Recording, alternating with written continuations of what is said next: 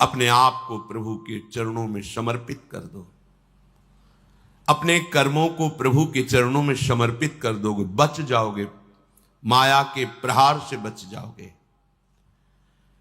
प्रभु कहते हैं जो शुभ शास्त्र के विधान के अनुसार कर्म किया गया और अशुभ जो शास्त्र के प्रतिकूल आचरण बन गया है वो भी सब मैं संभाल लूंगा, तुम केवल मेरी शरण में हो जाओ, तुम्हें नहीं भोगना पड़ेगा। भगवान कह रहे हैं। अगर बुद्धि ही खराब है तो भगवान की बात समझ में कैसे आएगी। कितना बढ़िया कृपा करके भगवान हमें उपदेश कर रहे हैं। अगर शास्त्र प्रतिकूल भी आचरण हो गए तो तू चिंता मत कर, मेरी शरण में आ जा। अनंत माताओं जैसा दुलार लेकर प्रभु, पर अपने लोग ऐसे मूढ़ हैं, ऐसी मलिन बुद्धि है कि इस बात को हम समझते ही नहीं। मैं कर लूंगा, मैं सुखी हो जाऊंगा, मैं अभी तक ये किया है आगे भी ऐसा करूंगा। व्यर्थ का अभिमान पतन का मार्ग पुष्ट करता है। श्री भगवान कह रहे संन्यास योग का तात्पर्य होता है भगवान के चरणों में समर्पण करना, अर्पण करना। जब सब कुछ तू मेरे को अर्पण करेगा तो तू मुक्त हो जाएगा, जीवन मुक्त, और जीवन मुक्त परमानंद का अनुभव करता है। ये फल है। तत्कुरुष मदर्पणम, जो भी तू कुछ कर रहा है, यत करोषि, मेरे को अर्पण कर दे। बचा रहे हैं भगवान, बच जाओ। कर्म दोष, कर्म बंधन, जन्म मृत्यु, इससे बिल्कुल बचने का उपाय भगवान बता रहे हैं। पर इतनी मलिनता है हमारी बुद्धि में कि अभी सुनेंगे फिर भूल जाएंगे। अर्पण करने की भावना ही नहीं बन पा रही। एक स्थिति आती है जिसमें अर्पण करने का भी भाव नहीं रह जाता, क्योंकि अर्पण करने वाला ही नहीं बचा तो क्या अर्पण करें। वो एक स्थिति है, इसे बुद्धिवाद से लेकर के ना चले, नहीं तो स्थिति नहीं प्राप्त होगी, केवल बातें रहेंगी। हमारी स्थिति है शरीर में, शरीर संबंधियों में, भोगों में। देख लो तो आपको अभी ये अनुभव करना चाहिए कि अभी अहंकार है, देहाभिमान है, कर्तृत्व भोक्तृत्व भाव है, तो समर्पण वृत्ति में आओ। हर कर्म प्रभु को समर्पण करो, हर क्षण प्रभु को समर्पण करो, प्रभु के आश्रित हो जाओ। श्री भगवान कह रहे हैं हमारा सबके प्रति समभाव है। समोहम सर्वभूतेषु न मे द्वेष्योस्ति न प्रियः ये भजन्तु माम भक्त्या मयि ते तेषु चाप्यहम्। बहुत अमृतमयी बात श्री भगवान कह रहे हैं। समोहम सर्वभूतेषु, मैं बराबर सब में विराजमान हूं, चाहे जड़ हो, चैतन्य हो, पापी हो, पुण्यात्मा हो, कोई भी हो। विद्या विनय संपन्ने ब्राह्मणे गविहस्तनी स्वनीचय सुपाके चा पंडिता समदर्शिना। जो भगवान का भजन करते हैं तो भगवान का प्रभाव स्वभाव उतरता है, वही उनका स्वभाव हो जाता है। जैसे भगवान समदर्शी, ऐसे भगवान का भक्त समदर्शी हो जाता है। निरपेक्षम मुनिम शांतम निर्वैरम समदर्शिना। यहां भगवान समोहम सर्वभूतेषु, स्थावर जंगम, पवित्र अपवित्र, देवता मनुष्य, कोई भी, सब में भगवान समान रूप से विराजमान है। न मे द्वेष्योस्ति न प्रियः, मेरा कोई द्वेष का पात्र नहीं है और न मेरा कोई प्रिय है। ये भगवान का सिद्धांत है। आगे की जो बात कह रहे हैं वो बहुत मीठी बात कह रहे हैं। मेरा स्वभाव है समदर्शी, ना कोई मुझे प्रिय है ना कोई अप्रिय है, ना मेरा कोई द्वेष का पात्र है ना कोई प्रिय पात्र है। पर ये भजन तो माम भक्त्या, जो मुझे भाव से बसते हैं मैं पक्षपात ले लेता हूं उनका। ये खास बात है। बस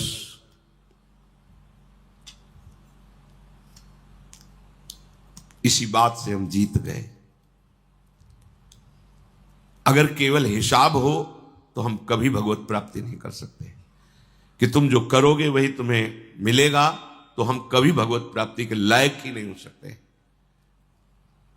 पर ये बात हमें जिता देती है। ये भजन्तु माम भक्त्या मयि ते तेषु चाप्यहम्, मैं उनमें प्रकाशित हो जाता हूं और वो मेरे में प्रकाशित, जो मुझे प्रेम से भजता है। अब प्रेम है कि नहीं ये तो पता नहीं, पर प्रभु के सिवा और कोई है नहीं। वही जीवन है, वही हमारे सब हैं। राधा राधा राधा, इससे जीत गए। अगर हमारे हिसाब में देखा जाए तो ऐसा कोई तप सृष्टि में नहीं है जो भगवान को खरीद सके, ऐसा कोई सिद्धांत नहीं जो भगवान को अधीन कर सके। जैसे मां मेरा बच्चा है ऐसा मान करके हर समय आंतरिक दृष्टि रखती है, जरा सा भय उपस्थित होने पर आगे खड़ी हो जाती है। ये तो एक अंश का वात्सल्य है, वो वात्सल्य समुद्र है। बस इसी बात से हम जीत गए। नहीं तो भगवान जब अपने स्वभाव में हो तो हम कभी भगवत प्राप्ति नहीं कर सकते। भगवान का स्वभाव क्या? समोहम सर्वभूतेषु न मे द्वेष्योस्ति न प्रियः, मेरा कोई प्रिय नहीं है और कोई अप्रिय नहीं है। फिर तो हमारी बात नहीं बन पाती। अगर हमारी बात बनी है तो उनके दुलार से बनी है। उनका दुलार कैसे अनुभव में आया, कैसे आता है? अपनापन करने से। मेरे प्रभु जैसे भी है हम आपके हैं नाथ, अब आपके सिवा हमारा कोई सहारा नहीं। और ये बात जब वाणी से हृदय में उतर जाती है तो फिर जो चमत्कार जीवन में होता है वो किसी और साधन से नहीं होता है। मृत्यु से बचने के लिए बड़े बड़े उपाय किए जाते हैं। जब हार हो जाती है उपायों की, तब ये बात ध्यान आती है कि है कोई ऐसा जो मुझे बचा सकता है। नहीं, जीव का ऐसा स्वभाव बन गया है कि वो पहले भगवान की शरण होता ही नहीं है।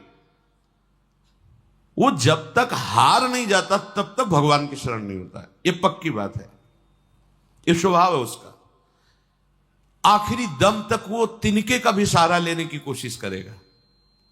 जब तिनके का भी सहारा नहीं रह जाता तब वो हारे को हरिनाम, तब वो सहारा लेता है। अगर पहले ही ले ले तो हारना ना पड़े, उसे विपत्तियों का सामना ना करना पड़े। एक बार देवताओं ने देखा कि युद्ध में जितने असुर मारे जाते हैं, दैत्य, उन सबको भगवान शुक्राचार्य जी के पास संजीवनी विद्या है।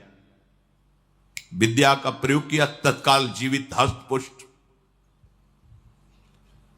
भगवान बृहस्पति जी के पास ये विद्या नहीं।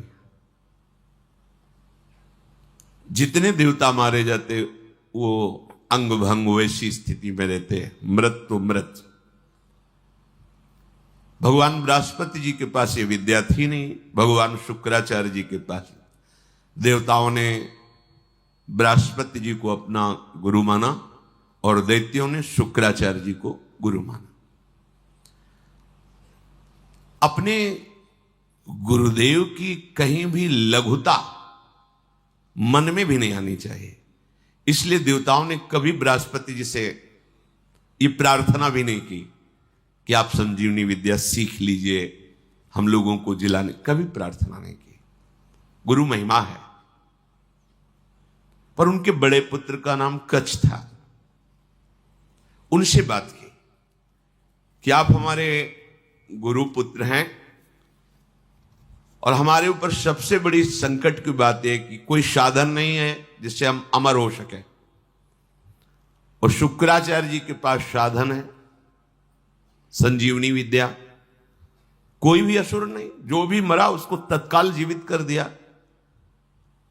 अगर आप जाएं भगवान शुक्राचार्य जी के पास और शिष्यत्व स्वीकार करें और उनको प्रसन्न कर लें तो आप अधिकारी हैं, आपको संजीवनी विद्या दे सकते हैं एक जीवन को जिलाने के लिए। अपनी जो पराविद्या है, ये जन्म मरण का चक्र ही रोक करके श्री जी के पास प्राप्ति कराने वाली ये पराविद्या है। जिनसे संजीवनी विद्या प्रकट हुई है उनकी भी संजीवनी है हमारी लाडली जो। जय श्री हरिवंश मदन सर जर्जर विथिकित श्याम सजीवन मूली। दिव्य प्रमोद रस सार निजांग संग पीयूष बीच निचय रविसेचयंती कंदर्प कोटि सर मूर्छित नंद सोनु संजीवनी जयति कापी निकुंज देवी। ये जो अपने पास विद्या है ना, ये परा विद्या है, करोड़ों संजीवनी विद्या इसके समान नहीं। क्योंकि हमारी लाडली जो अनंत ब्रह्मांडों के ईश्वर भगवान श्री कृष्ण की भी संजीवनी मूरी है। संजीवनी जयति कापि निकुंज देवी। देवराज इंद्र ने जब हाथ जोड़ करके प्रार्थना की, बृहस्पति भगवान के बड़े पुत्र कच्छ अभी 9 किशोर अवस्था को प्राप्त हुए थे, उन्होंने कहा कि आप सब हमारे सम्माननीय हैं और आप हमको हमारे पिता बृहस्पति के समान आदर दे रहे हैं। अब हमारा कर्तव्य बनता है आपकी रक्षा करना। हम जा रहे हैं पर बड़ा संकटपूर्ण कार्य है, क्योंकि कोई भी दैत्य बर्दाश्त नहीं करेगा। हो सकता है मेरी मृत्यु भी हो जाए, पर आपके हित के लिए मैं मृत्यु का भी वरण कर लूंगा। जो संत स्वभाव के होते हैं उनका प्रभाव यही होता है कि वो अपनी हानि करके दूसरे का परम लाभ करना निश्चित करते हैं, और जो असंत स्वभाव के होते हैं वो दूसरे की हानि करके अपना लाभ सोचते हैं। कच्छ ने सब देवताओं को आश्वासन दिया, अगर जीवित रहा तो संजीवनी विद्या लेके ही आऊंगा, और ना जीवित रहा तो फिर बात अलग है। इसमें परहित की भावना बहुत जोर की। परहित की भावना जहां होती वहां भगवान रक्षा करते हैं। स्वसुख वांछा जहां होती वहां आसुरी भाव होता है, राक्षसी भाव होता है, फिर वहां दुर्गति होती है। श्री महान महिमा में भगवान के पिता होने का सौभाग्य जिन्हें प्राप्त हुआ दशरथ जी महाराज, उनको वो परम लाभ जो गीधराज जटायु को मिला नहीं मिला। पंख कटे हुए रावण के अस्त्र से तड़प रहे, प्राण कंठ में है, बस चितवत राम चरण की रेखा। आगे पड़ा जटायु देखा, चितवत राम चरण की रेखा। भगवान ने गोद में लेकर पिता की तरह उनका तर्पण आदि किया। ये वो जानता था कि मैं रावण से जीत नहीं सकता, पर जानकी का विलाप सुन करके पूरे बल से आक्रमण किया दशानन के ऊपर, और इस गति को प्राप्त तो भगवान के सामने ही गीध देह का त्याग करके हरि रूप होकर भगवान के नित्य साकेत धाम को गया। परहित सबसे बड़ा धर्म है, परहित सरिष धर्म नहीं भाई। और यहां स्वसुख वांछा से ही हमारी सारी चेष्टाएं होती, इसीलिए आनंद की तो बात जाने दो, शोक भय संताप ये छोड़ ही नहीं रहा है। कच्छ जी दैत्यों की सभा में विराजमान भगवान शुक्राचार्य जी के पास गए, उन्हें प्रणाम किया और कहा मैं आपसे एकांत में प्रार्थना करना चाहता हूं। भगवान शुक्राचार्य जी ने एक तेजस्वी बालक एकांत समय दिया, प्रणाम करके कहा मैं अंगिरा ऋषि का पौत्र, भगवान बृहस्पति का पुत्र, मेरा नाम कच्छ है और मैं आपका शिष्य होना चाहता हूं। ब्रह्मन मैं आपको गुरु रूप में वरण करता हूं। मैं 1000 वर्ष तक ब्रह्मचर्य रह करके आपकी सेवा करना चाहता हूं, और आप इसके लिए मुझे मना मत करना, इसकी अनुमति दे देना। शुक्राचार्य जी ने कहा कच्छ सुस्वागतम तेस्तु प्रतिगृहणामि ते वचः अर्चयिष्येह मर्च्यम त्वामर्चितोस्तु बृहस्पति। मुझे बहुत प्रसन्नता हुई। कच्छ, तुम्हारे संकल्प का हम स्वागत करते हैं। शिष्य कौन है, किनका है, किस पक्ष का, यह नहीं देखा जाता। यदि वो शिष्यत्व स्वीकार कर रहा है और उसमें वो लक्षण हैं तो बिना किसी संकोच के, बिना कोई विचार के उसको स्वीकार कर लिया जाता है। ये धर्म की मर्यादा है। उसमें फिर नहीं देखा जाता आप कौन, कहां के, कैसे, नहीं। आप में आर्त भाव है, शरणागत होना चाहते हैं, वो स्वीकृत है। मैं तुम्हें स्वीकार करता हूं। तुम्हारा ये जो संकल्प है आदर का पात्र है। तुम्हारा सम्मान करना, भगवान बृहस्पति का सम्मान करना है। तब कच्छ ने कहा कि आपने बड़ी हम पर कृपा कर दी। महाकांतिमान कच्छ बड़े ही सुंदर थे। उनके सामने जल लेकर संकल्प किया, 1000 वर्ष तक मैं अखंड ब्रह्मचर्य रहूंगा।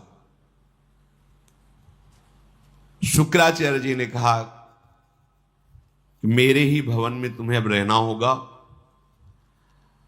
और तुम प्रकाशित मत होइए कि मैं बृहस्पति पुत्र हूं, क्योंकि दैत्यों में देवताओं के प्रति द्वेष भाव है, वो अमंगल कर देंगे।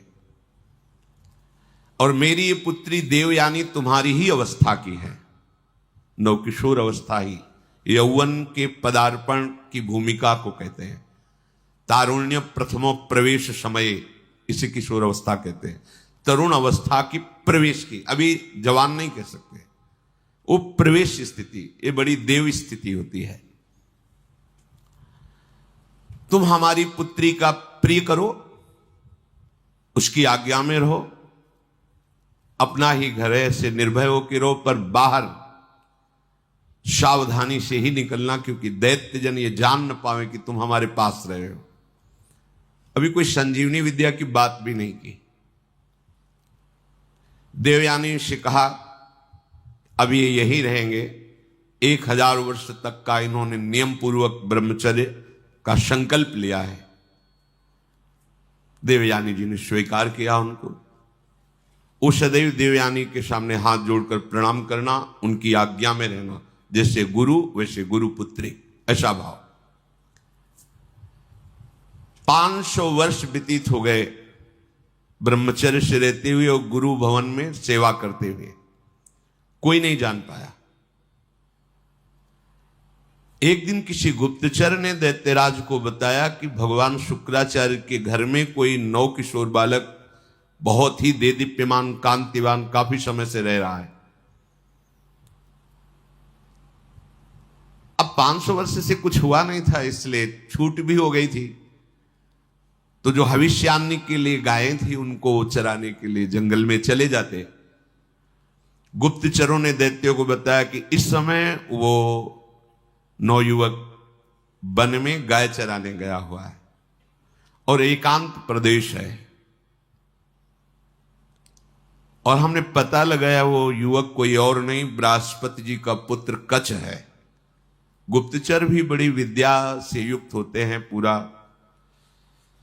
और मुझे लग रहा है कि ये सब एक देवताओं का प्लान है जो संजीवनी विद्या सीखने के लिए भेजा है। अब आपका क्या आदेश है? तो का आदेश क्या, उसे मार के फेंक दो,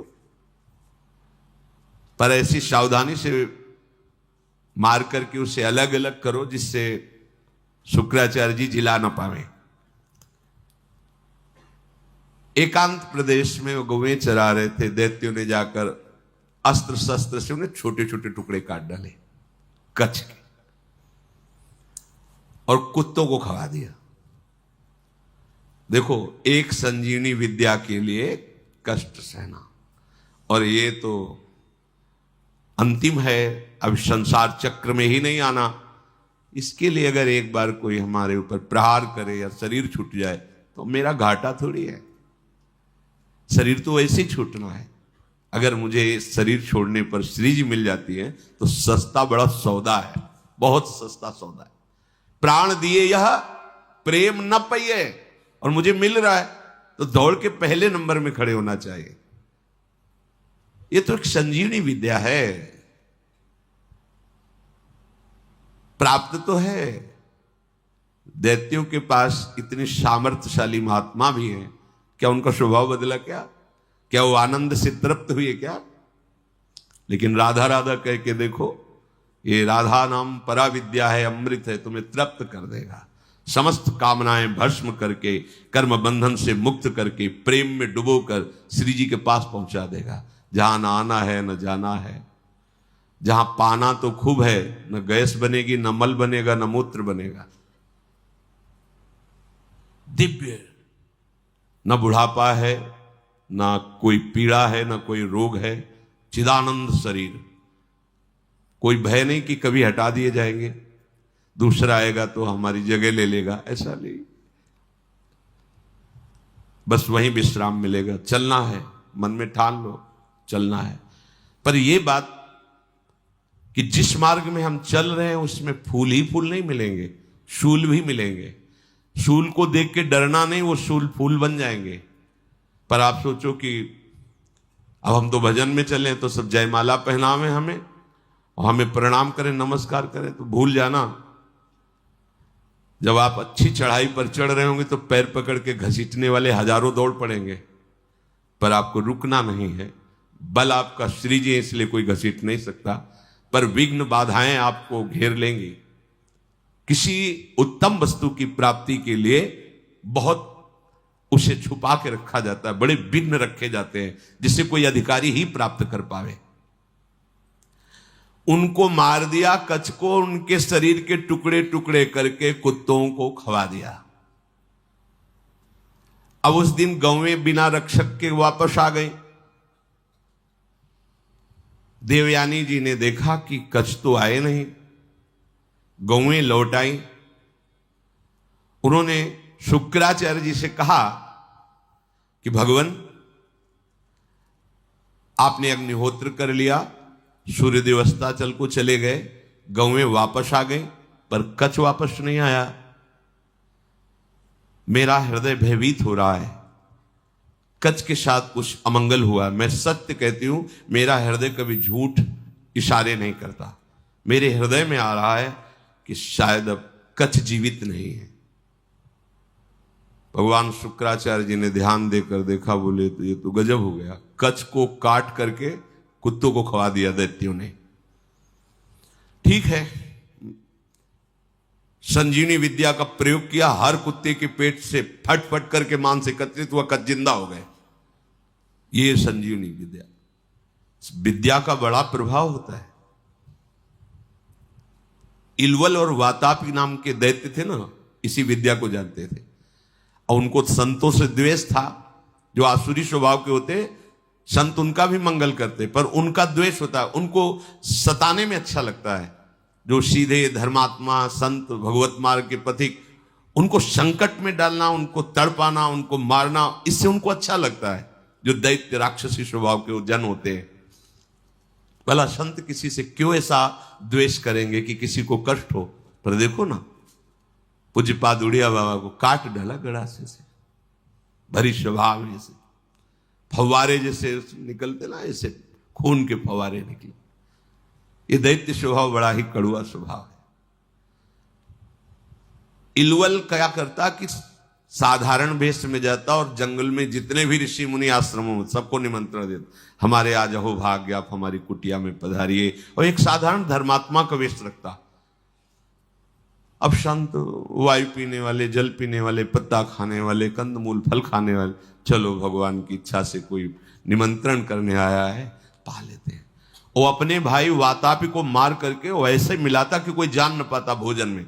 जरा जरा सब सैकड़ों ऋषियों की पंगति लगाई, सब प्रसाद पा के खड़े हुए, ताओ विद्या का प्रयोग करता, संजीवनी विद्या। वातापी फड़ाक फड़ाक सबके पेट भट जाते, और वो एकत्रित हो गए। हाँ भैया, बोले हो गए, 100 मरे, 500 मरे, उनको सुख मिलता है। अब ऋषियों की संख्या कम होने लगी तो भगवान अगस्त्य जी से कहा, जो समुद्र को पी गए थे, कि ऋषियों पर बड़ा संकट है, वो अलग अलग भेष बदल कर आता है, निमंत्रण करता है और अपने भाई को मार करके ऐसे मिला देता है कोई जान ही नहीं पाता, और जब ऋषि पा लेते हैं तो विद्या का प्रयोग करता है और सबको मार देता है, वो जीवित हो जाता है वातापी। बोले सब निमंत्रण स्वीकार करो। अगस्त जी बिना निमंत्रण के पहुंच गए, आगे बैठे, बोले भैया थोड़ा हम सबसे ज्यादा पाते हैं तो पहली पंगत में मैं आगे बैठा हूं, पहले मैं पालूं फिर दूसरे को परोसा जाए। ऋषि तैयार हो ना? सब ऋषियों ने कहा हाँ। अगस्त जी ने कहा पहले मुझे परो, उसने वही प्रक्रिया की, अपने भाई वातापी को मार करे से पूरा चाट चाट के सब पा गए अगस्त जी। पाने के बाद आचमन किया, खड़े हुए तो उसने मंत्र संजीवनी विद्या पढ़ी और कहा वातापी, जे भी पुकारा सो अधोवायु ढर से निकाली। बोले गया तुम्हारा वातापी। अगस्त जी थे जो समुद्र को पी गए, समुद्र, अगाध समुद्र को पी गए। अधोवायु लिख बोले गया तुम्हारा वातापी। तुम साधारण सी सब पच गया, जितनी देर पाया उतने में हमारी जठराग्नि ने पचा करके हजम हो गया, खत्म तुम्हारा वातापी। कोई विद्या काम नहीं करती ब्रह्म विद्या के आगे, भगवत विद्या के आगे। भगवान बृहस्पति जी ने जो ही ध्यान किया, देखा कि वो तो कुत्तों के पेट में है, संजीवनी विद्या का प्रयोग किया, कुत्तों के पेट फटे और कच्छ जो है मांस जुड़ के पूरा जीवित होकर सामने आ गया। देखते ही देवयानी ने पूछा लौटने में विलंब क्यों कर दिया? तो उन्होंने कहा कि देवी मैं समिधा कुश और काष्ठ गुरु सेवा के लिए ला रहा था, तो एक वृक्ष के नीचे रुका, गौएं भी हमारे साथ थी, वहां कुछ असुरों ने मुझे घेर लिया और पूछा तुम कौन हो? तो मैंने बता दिया मेरा नाम कच्छ, मैं बृहस्पति का पुत्र हूं और भगवान शुक्राचार्य हमारे गुरु हैं, उनकी सेवा के लिए मैं सामग्री ले जा रहा हूं। तो उन्होंने मुझे मार दिया और मार करके कुत्तों को खवा दिया। मेरी स्मृति कभी भंग नहीं होती क्योंकि मैं अखंड ब्रह्मचारी हूं। ब्रह्मचर्य में बहुत बड़ी सामर्थ्य है जिसका महत्व आज नहीं समझा जा रहा है।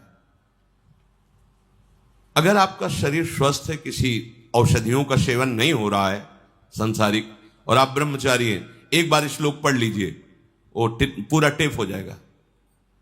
दोबारा कोई बात सुननी नहीं पड़ती, एक बात सुन लिया पूरा दिमाग में बैठ जाएगा। भारी से भारी मेहनत करने पर कभी थकावट नहीं होगी। 2-4 दिन नींद ना आवे तो आपको परेशानी नहीं होगी, क्योंकि बहुत शीतलता, बहुत धैर्य, गंभीरता, ये सब ब्रह्मचर्य प्रकट कर देता है, तभी उपासना परिपक्व होती है। अब ब्रह्मचर्य नहीं तो स्मरण ही नहीं है, ना प्रभु का स्मरण है, ना अपने लक्ष्य का स्मरण है। जिधर जो प्रवाह हुआ उसी में बहते डोल रहे हैं।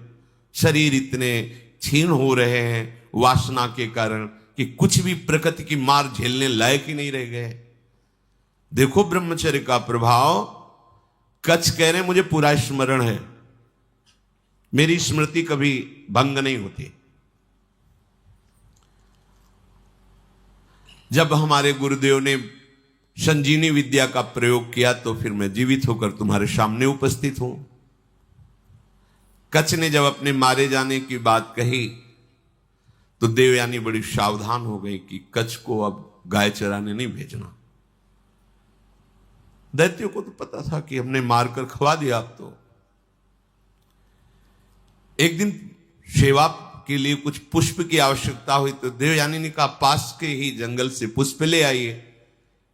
दैत्य दूर से निगरानी रखते थे, उन्होंने देखा कच्छ तो जिंदा है, जाकर के सोचा कच्छ जिंदा है, बोले वापस फूल लेके ना जाने पावे, अब की क्या करें? बोले मारो, मार के जलाओ, जला के राख जो है समुद्र में बहा दो। जब पुष्प ही लौट करके नहीं आए कच्छ पुष्प लेकर के, तो देवयानी ने फिर प्रार्थना की कि शाम होने जा रही, पुष्प तो सुबह लेने भेजा था, अभी तक कच्छ वापस नहीं आए। शुक्राचार्य जी ने कहा, ध्यान धर के देखा, बोले कच्छ को मार के जला के समुद्र के जल में प्रवाहित कर दिया, मतलब जल में मिला दिया। तो उनका भगवान यदि कच्छ पुनः वापस नहीं आएंगे तो मैं भी जीवित नहीं रहूंगी, क्योंकि इतने वर्षों से हमारी आज्ञा में सेवा में रह रहे, तो हमारा एक अपनापन हो गया है। तो उनका देखो, चाहे जितनी बार जिलावें वो प्रयोग यही करेंगे, बार बार उन्हें मारेंगे। कभी ऐसा वो बुद्धिमानी से प्रयोग करेंगे कि संजीवनी विद्या का प्रयोग करने वाला ही नहीं रहेगा, इसलिए तुम भूल जाओ कच्छ को। तो उनका ऐसा नहीं हो सकता।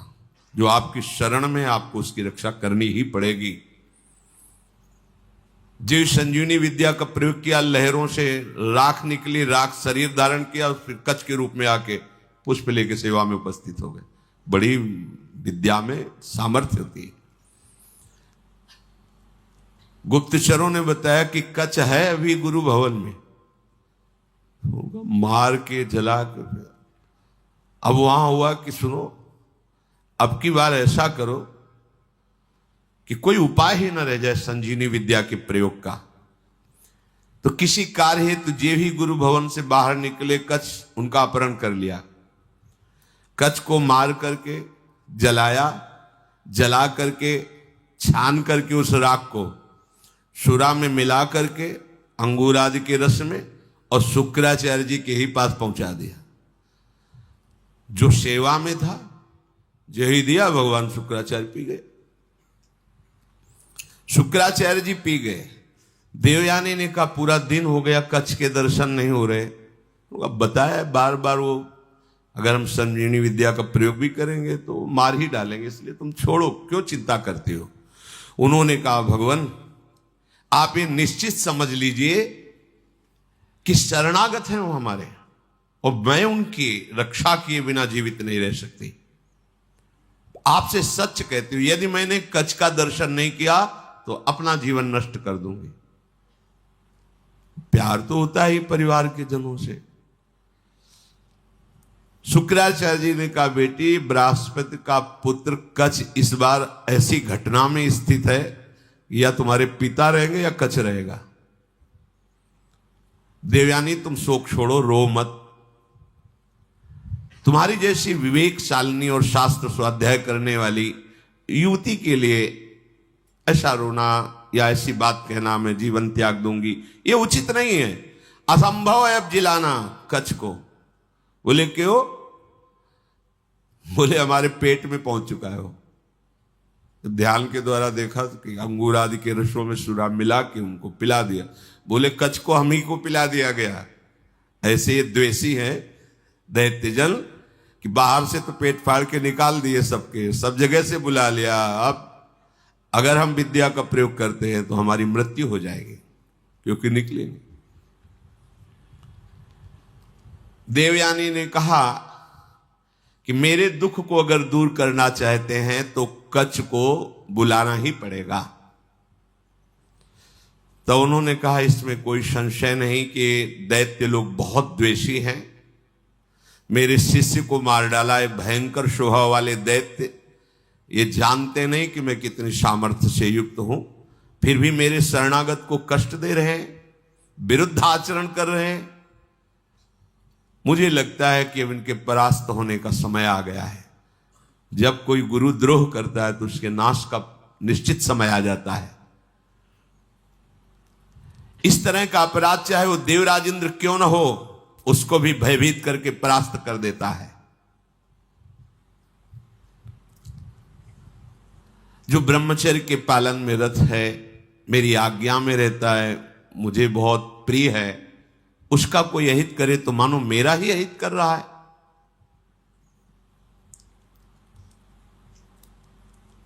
गुरु ने मन में विचार किया कि अब कैसे उसको जिलाए। तो कच्छ तुम मेरी बात सुन रहे हो, संजीवनी विद्या का ध्यान करते हुए कहा। तो अंदर से कच्छ बोले हाँ गुरुदेव सुन रहा हूं, बहुत भयभीत भी हूं, क्योंकि मैं आपकी हाथों के बीच में फंस गया हूं। विद्या के प्रभाव से अंदर से आवाज। गुरुदेव आप प्रसन्न हो, मैं आपको प्रणाम करता हूं। जैसे पुत्र का पिता पर और पिता का पुत्र पर स्नेह होता है, उसी प्रकार हमारा आपके प्रति और आपका हमारे प्रति स्नेह है। शुक्राचार्य जी ने कहा उस समय मैं नहीं जान पाया जिस समय तुम हमारे मुख द्वार से उदर में गए। तो उनका गुरुदेव आपके प्रसाद से और ब्रह्मचर्य से मेरी स्मरण शक्ति मरने पर भी नहीं छूटती। मुझे पूरी याद है। यदि आपने संजीवनी विद्या का प्रभाव किया और मैंने आपके पेट को फाड़ा तो सबसे बड़ा कलंकी मैं कहलाऊंगा कि गुरुदेव की हत्या करने वाला है। तो गुरुदेव, यद्यपि मैं कष्ट में हूं पर मैं आपके पेट को, आप ऐसा संजीवनी विद्या का प्रयोग मत कीजिए जिससे आपकी मृत्यु हो जाए। मैं हर क्लेश सह सकता हूं लेकिन गुरु के विरुद्ध नहीं चल सकता। आचार्यपाद, असुरों ने मुझे मार करके मेरे शरीर को जलाकर चूर्ण बना करके और अंगूर आदि के रस में मिलाकर आपको पिला दिया है। ब्राह्मी, आसुरी, दैवी तीनों मायाओं के आप ज्ञाता हैं। आपके होते हुए कोई भी माया उल्लंघन नहीं कर सकती। शुक्राचार्य जी का बेटी, दूसरा कोई कार्य कहो तो तुम्हारा प्रिय कर दें। अब कच्छ को बचा पाना बड़ा कठिन है। थोड़ी देर में मेरी आते कच्छ को पचा लेंगे। मेरे उदर के विदीर्ण होने के सिवा कोई दूसरा उपाय नहीं रह गया। अगर मैं ब्रह्म विद्या का प्रयोग करता हूं तो मेरे उदर में वो जीवित होंगे, उनका उदर, मेरा उदर फटेगा, मैं मर जाऊंगा। देवयानी जी ने कहा पिताजी कच्छ का नाश नहीं होना चाहिए क्योंकि आपका शरणागत शिष्य है और आपका वध होना ये मैं देख नहीं सकती, सह नहीं सकती। आप बड़े प्रवीण हैं, दोनों के बीच का रास्ता निकालिए। शुक्राचार्य जी ने कहा बृहस्पति के पुत्र कच्छ, तुम हमारी बात सुन रहे हो? देवयानी तुम पे प्रसन्न है और मैं भी तुम्हारा हित करना चाहता हूं, इसलिए तुम सुनो, मैं तुम्हें मृत संजीवनी विद्या देता हूं। आए भी इसीलिए थे, आज तक नहीं कहा था। गुरु की शरण जिस भाव से हुआ जाता है, बिना मांगे वो बात पूरी हो जाती है यदि आपकी निष्ठा और भावना है। देखो ऐसी परिस्थिति दैत्यों ने प्रकट की विपरीत, लेकिन वही विपरीतता इनके लिए अनुकूलता का स्वरूप हो गई। शुक्राचार्य जी ने कहा तुम सुनो, मैं तुम्हें संजीवनी विद्या का उपदेश करता हूं।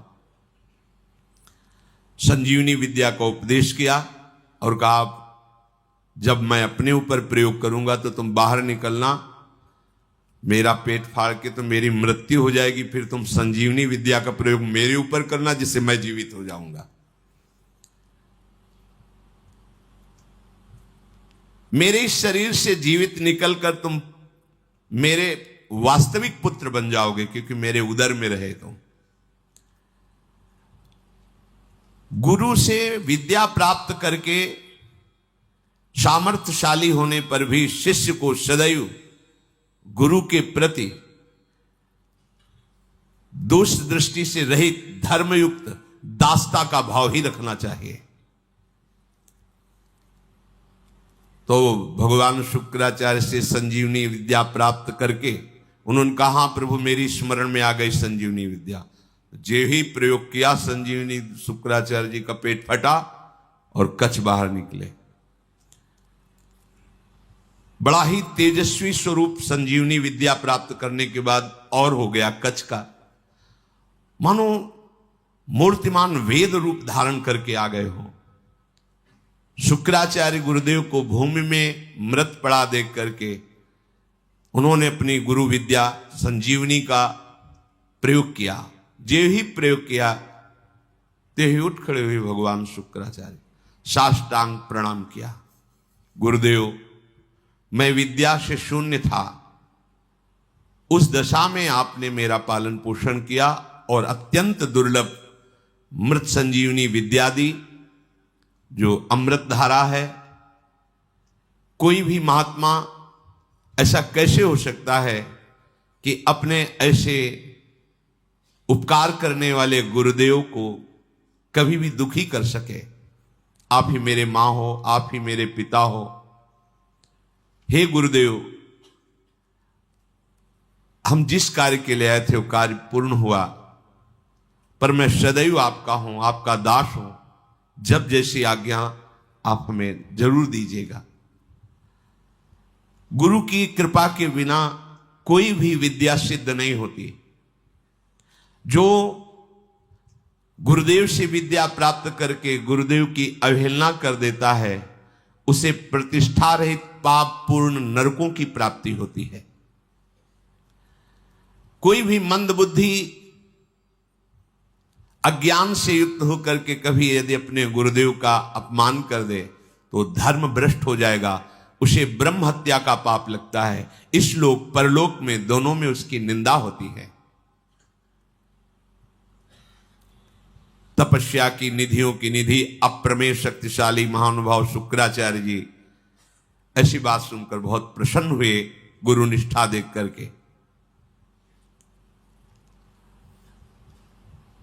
कच्छ ने देवताओं का कार्य सिद्ध कर दिया, संजीवनी विद्या उन्हें प्राप्त हो गई,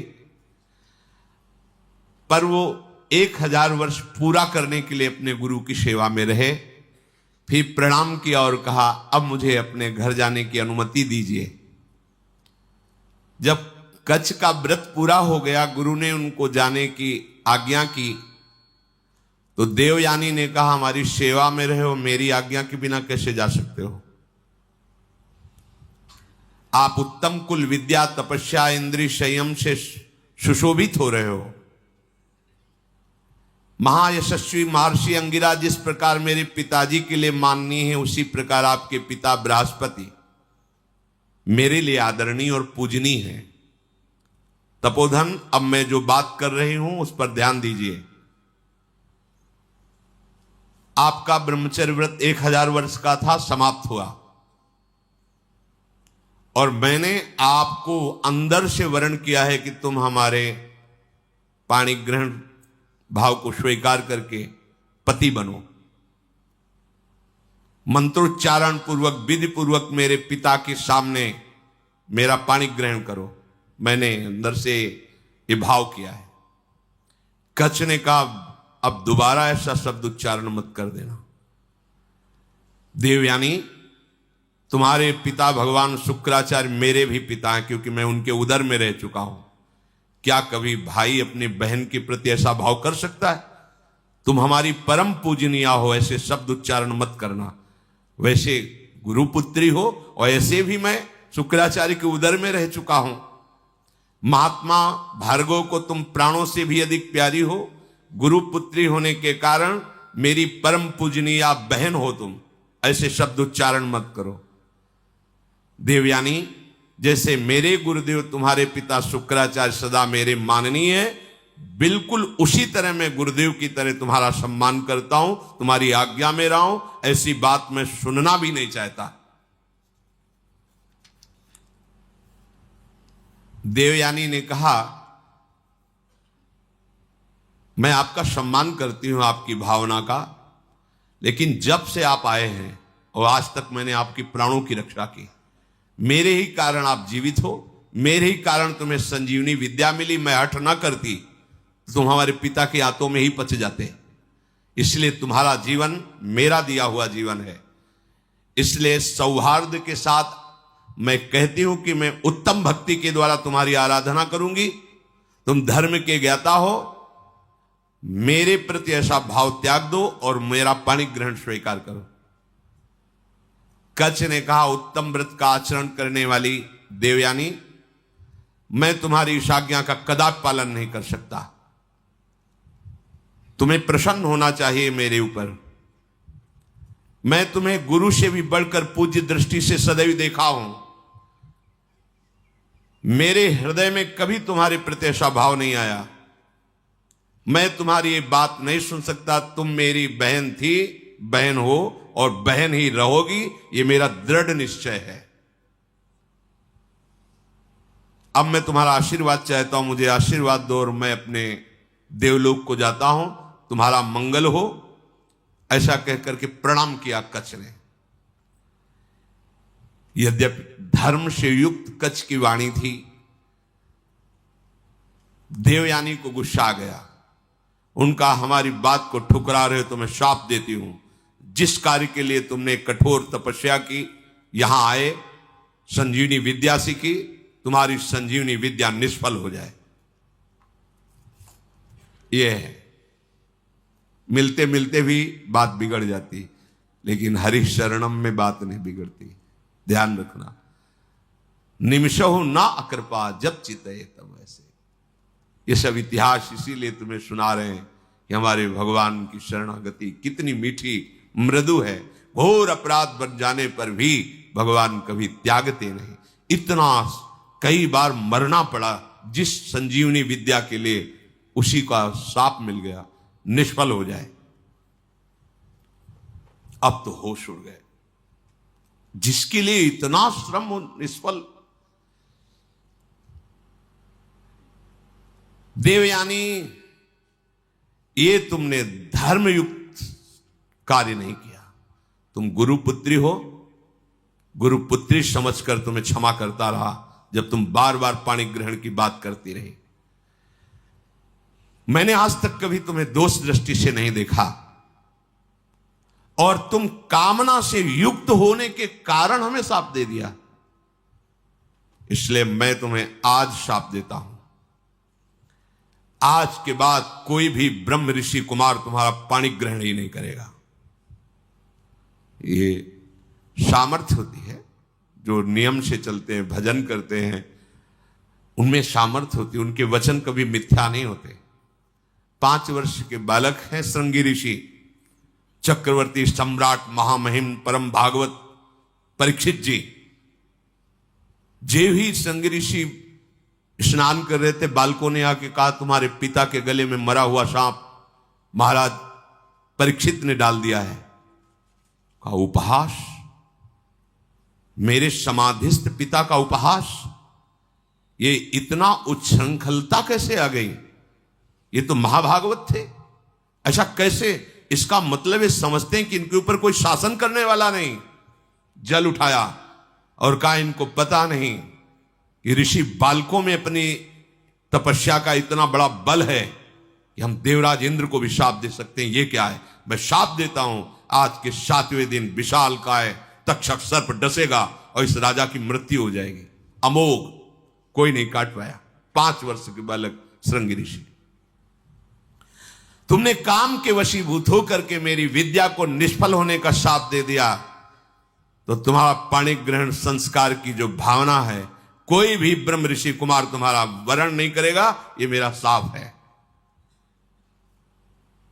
गई विद्या, गई। देखा कितना श्रम और हाथ क्या लगा। अब देवताओं को भारी समस्या का फिर कोई उपाय नहीं।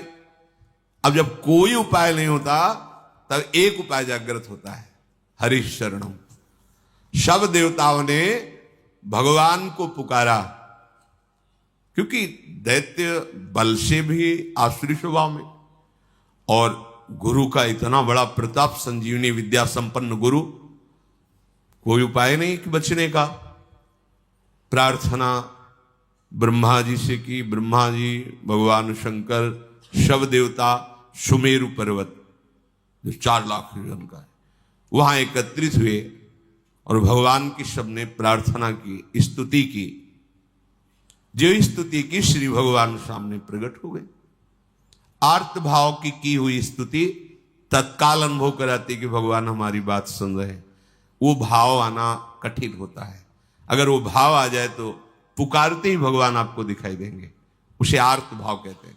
जैसे गजेंद्र ने आर्त भाव में पुकारा, द्रौपदी जी ने आर्त भाव, एक क्षण भी नहीं लगा भगवान उपस्थित हो। ऐसे समस्त देवता, भगवान ब्रह्मा शंकर आदि ने जब आर्त भाव से भगवान को पुकारा कि एकमात्र भगवान श्री हरि ही अब हमारी रक्षा कर सकते हैं, वही उपाय कर सकते हैं।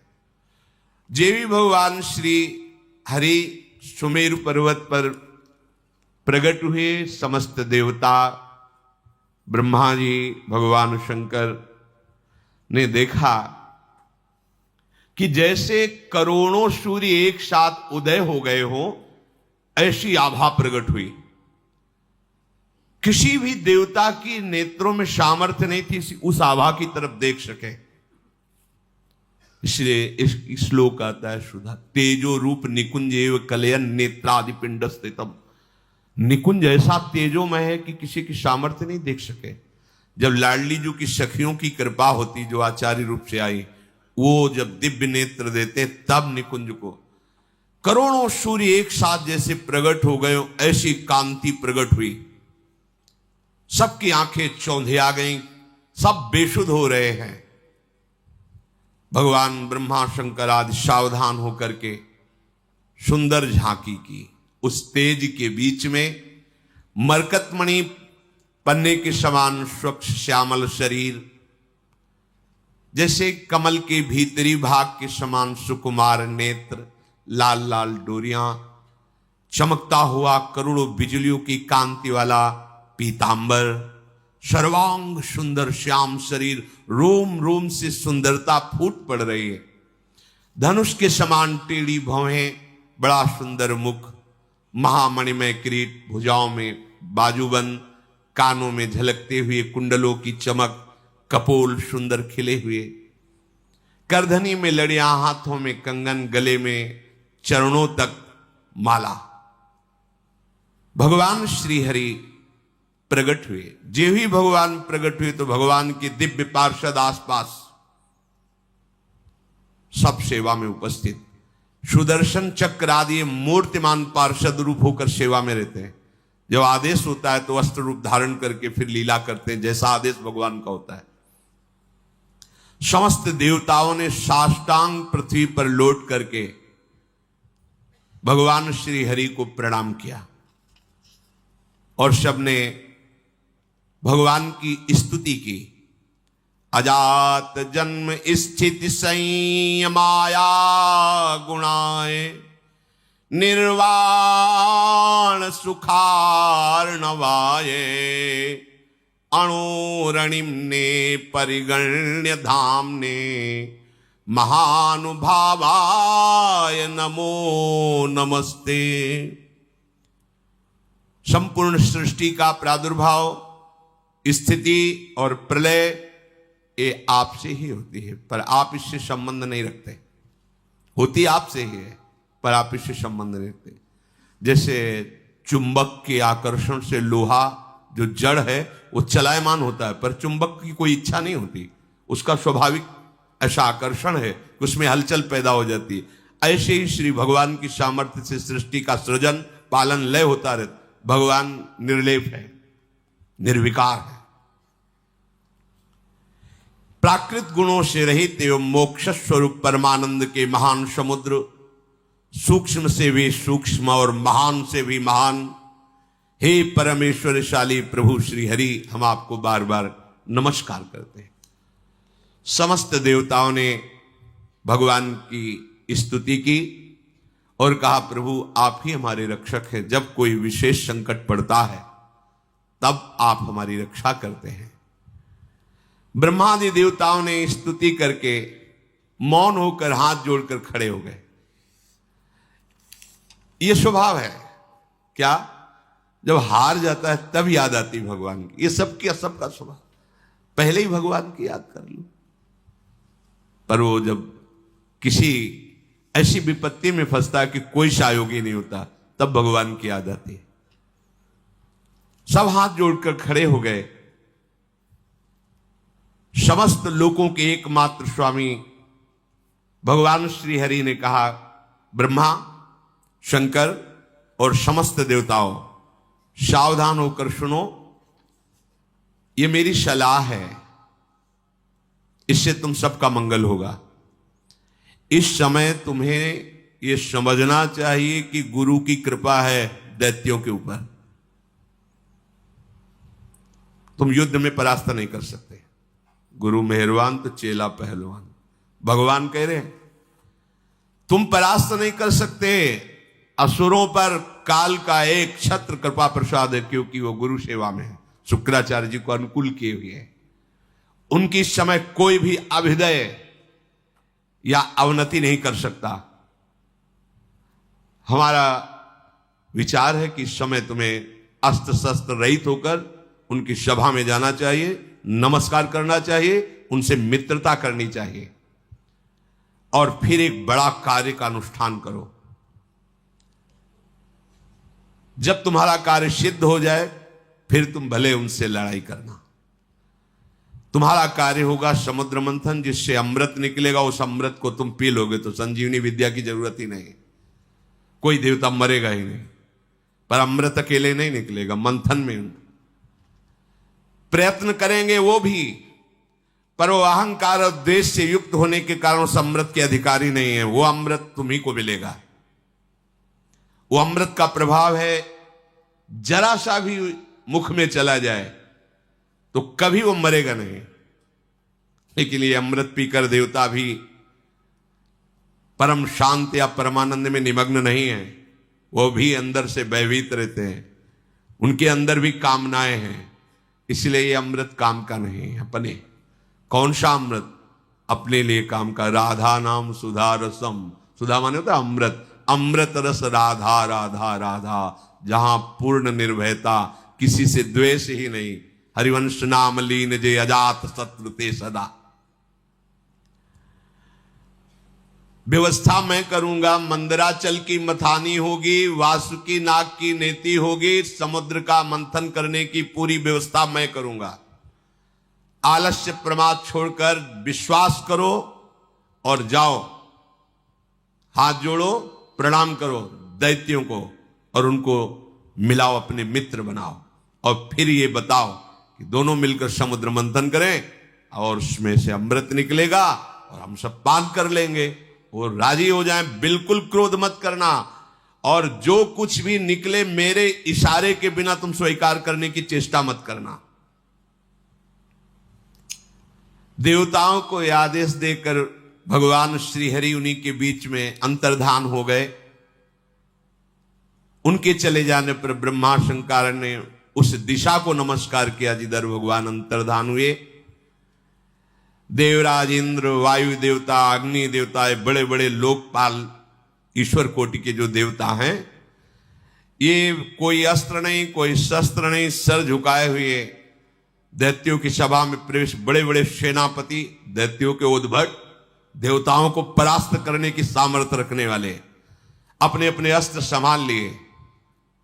और उनमें हुआ कि जब अस्त्र नहीं लिए और सर झुका के, अरे इसका मतलब ये युद्ध के लिए नहीं है, इसका मतलब ये संधि भावना से आ रहे हैं। उन्होंने अपने अपने अस्त्र नीचे उतारे। देवता लोग गए और हाथ जोड़कर ऐसे किया। ऐसे ही काम बनता है। अगर अमृत पद प्राप्त करना है ना, तो जो गाली दे तो भी हाथ जोड़ना पड़ेगा। ये भगवान की सलाह है। अगर अमृत पद प्राप्त करना है तो देखो, यहां किसी का कोई यश व्यस नहीं रहता। पढ़ के देख लो, एक से एक सब माया सब धूल डालती चली है। किसका यश है? किसका यश है?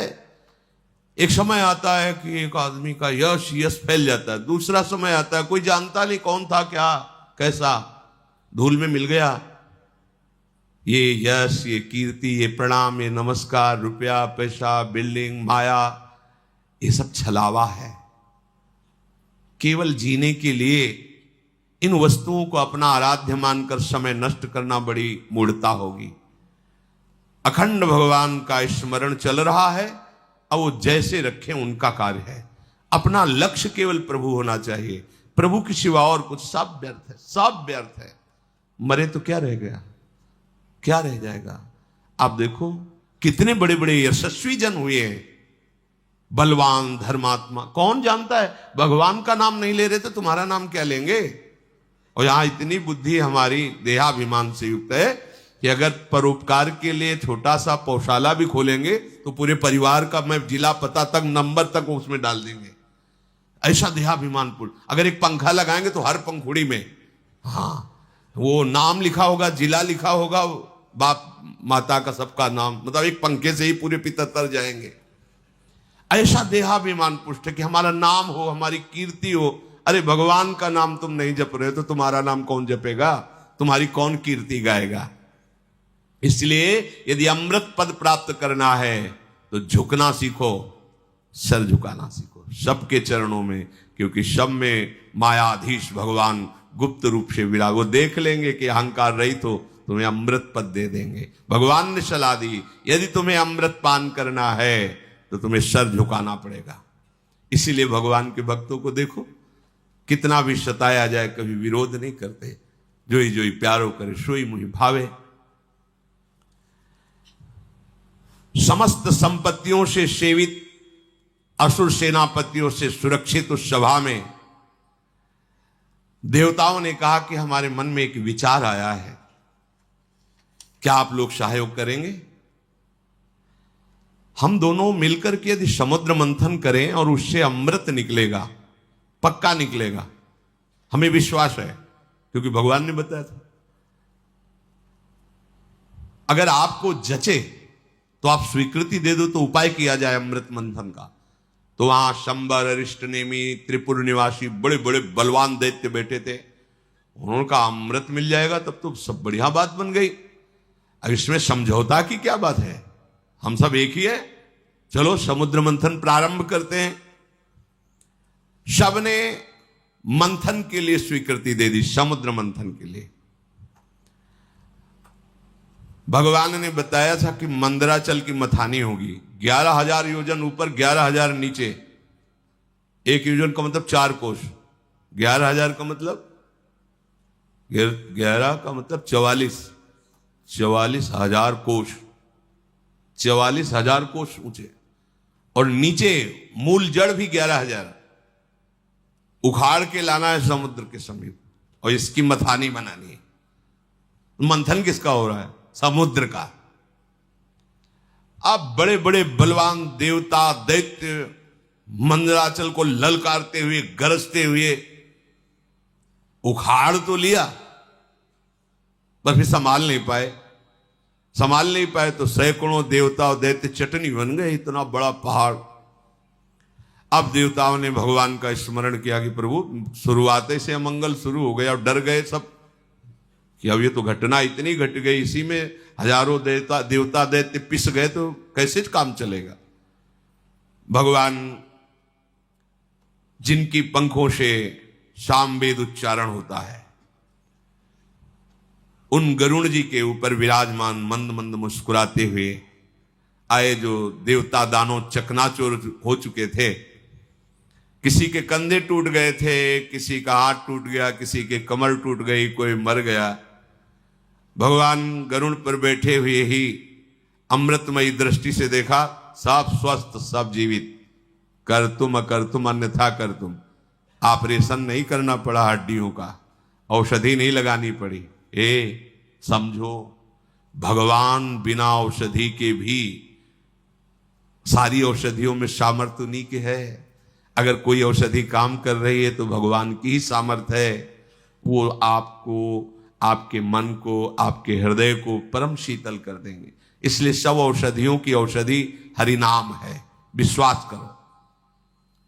अमृतमयी दृष्टि से सबको स्वस्थ और जीवित कर दिया। इसके बाद गरुड़ जी को आदेश किया, गरुड़ जी थोड़ा नीचे उतरे। ऐसे ही जैसे कोई कमल का फूल पकड़े, ऐसे भगवान ने मंदराचल को उठाया, गरुड़ जी के एक पंखे पे रख लिया और कहा चलो समुद्र के किनारे सब, और समुद्र के तट पर जाकर मंदराचल को विराजमान किया। भगवान के आज्ञानुसार वासुकी नाग को बुलाया गया और कहा तुम्हें हम वचन देते हैं कि अमृत में तुम्हारा हिस्सा होगा, पर आपको नेति का काम करना पड़ेगा। वासुकी नागों के राजा है, हजारों फड़धारी, विशाल काय। वो भी आनंदित हुए और समुद्र मंथन में मंदराचल की नेति, वो रस्सी बनने का काम किया। अब उत्साह सहित मंदराचल को समुद्र में पधराया गया। ऊपर से वासुकी नाग की नेति बनी। समुद्र मंथन आरंभ किया गया। भगवान ने देवताओं को इशारा किया हमारे साथ आओ। वो वासुकी नाग के मुख को की तरफ असुर लोग हट गए, बोले हमको तुम इतना नीच समझते हो कि सांप की पूंछ पकड़ेंगे, नहीं होगा समुद्र मंथन। भगवान यही चाहते थे। भगवान ने कहा नहीं, आप अगर आपको ऐसा लगता है चलो सब पूंछ पे चलो, क्योंकि जब मंथन होगा तो भारी विषाग्नि निकलेगी वासुकी नाग के मुख से। असुर स्वभाव के जो होते हैं ना, उनको यही, अगर उनका मंगल भी चाहो ना तो उनको अमंगल ही अच्छा लगता है।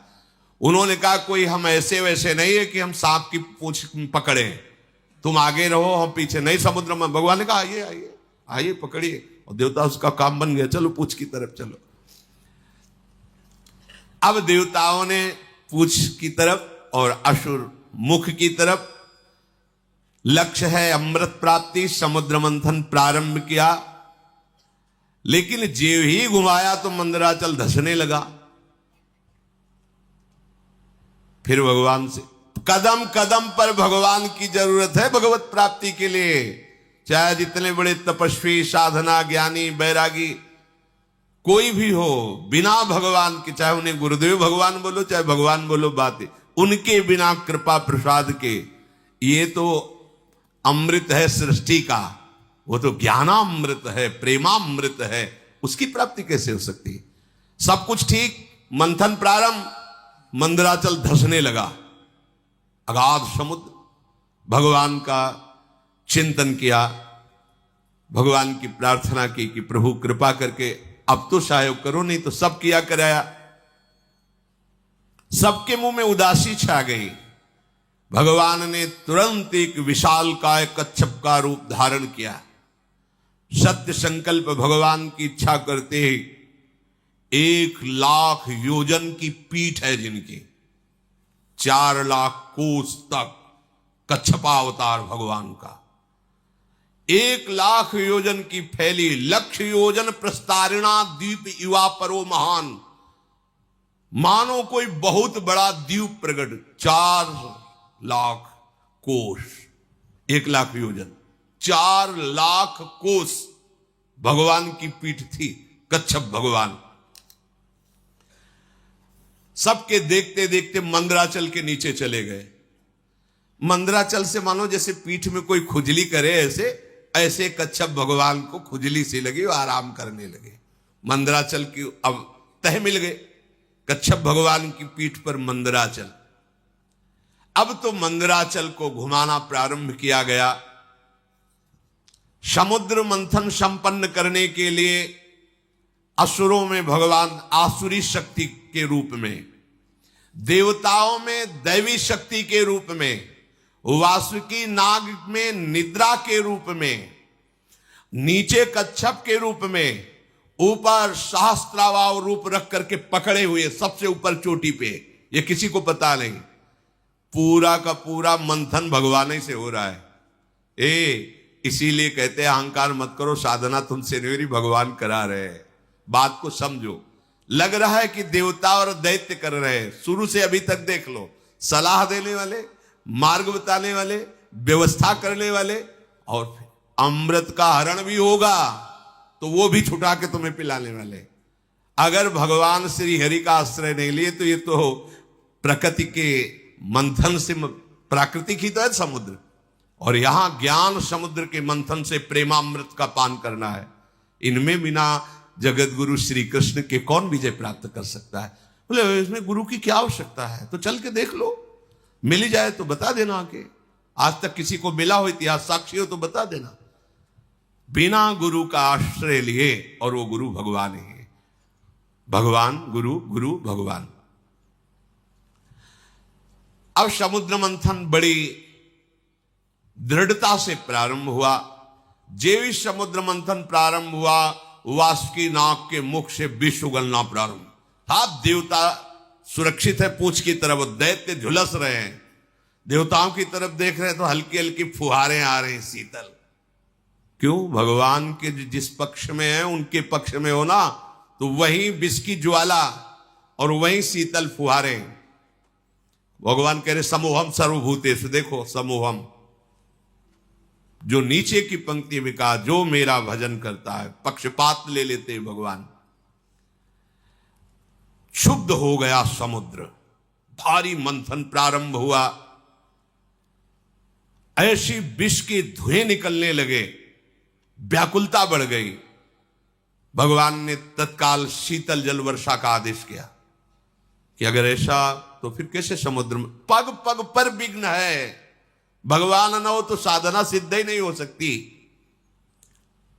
भगवान की प्रेरणा से दिव्य बादल आकर के वर्षा करने लगे, शीतल सुगंधित वायु चलने लगी, सबकी जान में जान आया। अजित भगवान स्वयं मेघ के समान श्यामला शरीर, पीतांबर धारण किए, कानों में मकराकृत कुंडल बिजली की तरह चमक रहे हैं। विश्वविजयी भगवान देवताओं की तरफ खड़े होकर स्वयं मंथन कराने लगे।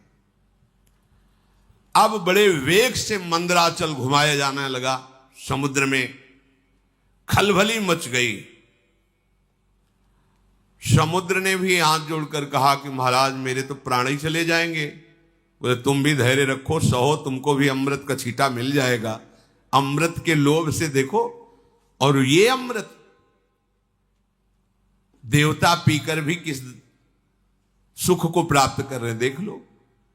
ये नामामृत, लीला अमृत, इसके सामने कुछ नहीं। ब्रह्मा जी रोज प्रणाम करते हैं भगवान के भक्त को। ये भगवान की भक्ति के समान जो प्रेमामृत है, कहीं नहीं, कहीं नहीं। जो अमृत पिए हुए देवता, उनसे भी श्रेष्ठ मानव देह कहा गया है। देव दुर्लभ ही होनी कही गई। क्यों? क्योंकि इसमें तुम नामामृत का पान कर सकते हो, ज्ञानामृत का पान कर सकते हो, प्रेमामृत का पान कर सकते हो। अब तो जे ही मंथन शुरू हुआ तो हलाहल विष निकला। मंथन काय के लिए हो रहा है? अमृत के लिए। पर अमृत के पहले क्या निकला मंथन में? विष। इस विष को केवल शिव पचा सकते हैं, शिव, दूसरा नहीं। क्या विष है? कहते जब पहले भजन नहीं करते थे बड़ी शांति लगती, जब से भजन शुरू किया गंदी गंदी बातें आ रही, काम आ रहा, क्रोध आ रहा। अब मंथन शुरू तो विष आएगा नहीं। शिव, तुम्हारा संबंध नहीं है अंतःकरण धर्म से, ये ज्ञान ही शिव है। वंदे बोधमयम नित्यम, बोध माने ज्ञान। जो ज्ञान स्वरूप है वही इस विष को पचा सकता है, नहीं पचाना मुश्किल है। हार जाओगे, भाग जाना पड़ेगा, आप टूट जाओगे। नहीं, ज्ञान के द्वारा, विवेक के द्वारा। अगर इस विष को न पचाया होता तो संतों ने अमृत पान न किया होता। हलाहल नामक इतना वो जहरीला कि उसके जो फूहे उड़ रहे थे, आसपास का सब वन भस्म हो गया। अब देवता दैत्य सब के प्राण व्याकुल हो गए केवल उसकी भाप से जो जहर निकला। भगवान ने कहा कि चलो सब कैलाशपति का स्मरण करो। देवाधिदेव महादेव भगवान शंकर ही बचा सकते हैं। भगवान सदाशिव को पुकारा, अंबा के साथ भगवान प्रकट हुए। ऋषि मुनि देवता दैत्य सब प्रणाम करके प्रार्थना कर रहे। तीनों लोकों का अभ्युदय और मोक्ष जिन ऋषियों ने संकल्प करके कि सबका मंगल हो, वो सब ऋषि भी आ गए और स्तुति करने लगे भगवान शंकर की। देव देव महादेव भूतात्मन भूत भावन त्राहिनः शरणापन्नास त्रैलोक्य दहनाद विषाद। हे देवताओं के भी आराध्य देव, देवाधिदेव महादेव, अब आप ही समस्त प्राणियों की रक्षा कर सकते हो। हम सब आपकी शरण में आए हैं। ये त्रिलोकी को भस्म कर देगा विष। अगर इस विष को नहीं पचाओगे तो स्थूल सूक्ष्म कारण तीनों इस विष से व्याप्त हो जाएंगे। जिस काम के लिए ये मंथन शुरू हुआ था साधना का, वो काम पूरा नहीं हो पाएगा। इस विष को पचाना ही होगा, शिव रूप होकर, जीव रूप होकर नहीं। देहाभिमानी जीव, अंतःकरण धर्म का दृष्टा शिव। अंतःकरण पर काम आदि का वेग आ रहा है, ना कि मेरे में। अगर ये ज्ञान नहीं रखोगे, हमारा मन ऐसा, हमारा मन ऐसा, ढो मन की सारी बातें, उसी में फंसे रहो। मन थोड़ी तुम हो, अंतःकरण में स्फुरित हो रहा, तुम उसको देख रहे हो। उसकी गंदी बातें मत स्वीकार करो, मत उसको सपोर्ट करो, जीत जाओगे। इस त्रिलोकी को भस्म करने वाले उग्र विष से आप हमारी रक्षा कीजिए। भगवान शंकर से जब स्तुति की समस्त लोकपालों ने, प्रजा का संकट देखकर अकारण करुणा करने वाले भगवान शंकर ने अपनी प्रिया अम्बा सती जी से कहा, देवी देखो तो बड़ा संकट उपस्थित हुआ इनके ऊपर। यद्यपि लालसा थी अमृत की और निकला पहले विष, और सिद्धांत भी है, यत तज्ञे विषमेव तो परिणामे अमृतोपमम। ये विष जैसा लगता है, 2 बजे उठना और फिर दिनचर्या करना, ब्रह्मचर्य से रहना, भजन की भावना में डूबना, किसी से कोई भी व्यवहार नहीं, मनोरंजन नहीं, ये सब विष जैसा लगता है, इसका परिणाम अमृत होगा। अब मेरा कर्तव्य बनता है कि मैं इन्हें निर्भय कर दूं। सबकी रक्षा करना सामर्थ्यशालियों की सामर्थ्य का प्रयोग है। सज्जन पुरुष अपने क्षणभंगुर प्राणों की भी बलि देकर दूसरे की रक्षा करते हैं। देखो, कोई भी कार्य करने के पहले अपने अर्धांग से अनुमति लेना ही चाहिए। यहां प्रमाण दे रहे हैं जगत गुरु भगवान शिव, सती जी से कह रहे हैं कि अब हमारे इनकी रक्षा करने आप आदेश कीजिए, आप सहमति दीजिए।